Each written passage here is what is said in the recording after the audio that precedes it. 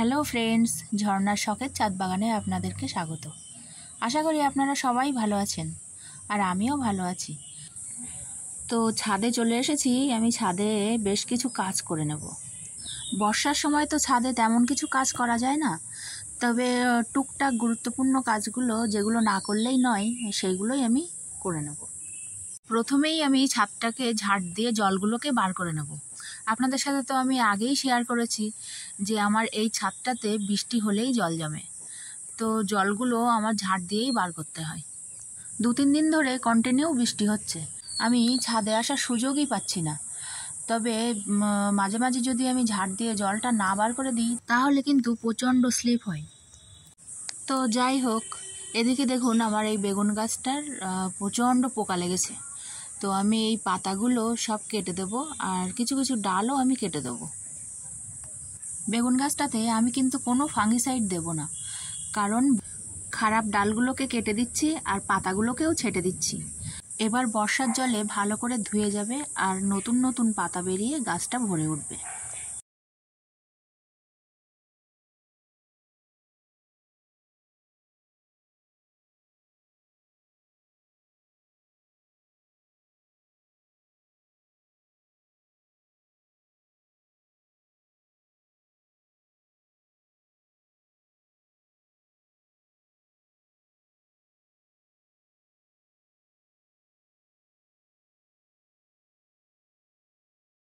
আর যে পাতাগুলো আমি ছেটে দিলাম সেগুলো একদম গাছের আশেপাশেই আমি রাখবো না। পাতাগুলোকে কুড়িয়ে নিয়ে মোট কথা আমি ছাদেই রাখবো না।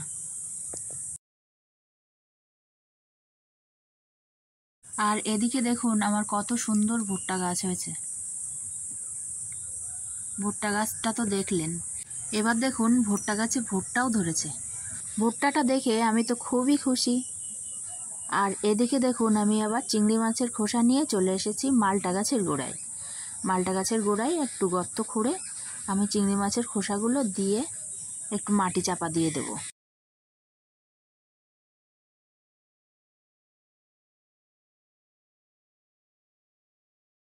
সব শেষে আমি ছাদ বাগান থেকে কিছুটা সবজি হারভেস্ট করব।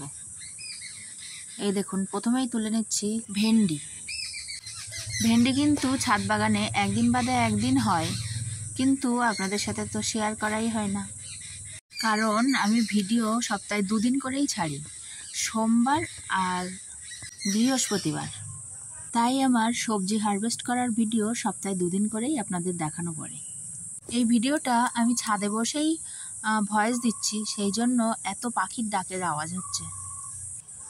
এই দেখুন কথা বলতে বলতে ভেন্ডিগুলো সব তুলে নিলাম। এবার আমি এখানে চলে এসেছি কিছুটা কলমি শাক তুলব।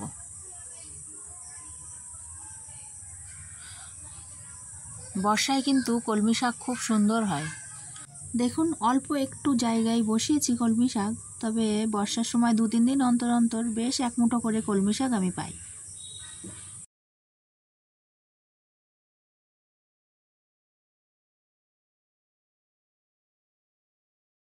কলমি শাকটা তুলে নিয়ে যে কাজটা আমি করছি, দেখুন কিছুটা শাকের দানা তুলে রাখছি,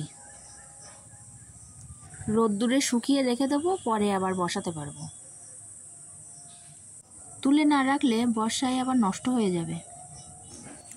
এবার আমি এখান থেকে একটা বেগুন আর 2টো উচ্ছে তুলে নিচ্ছি।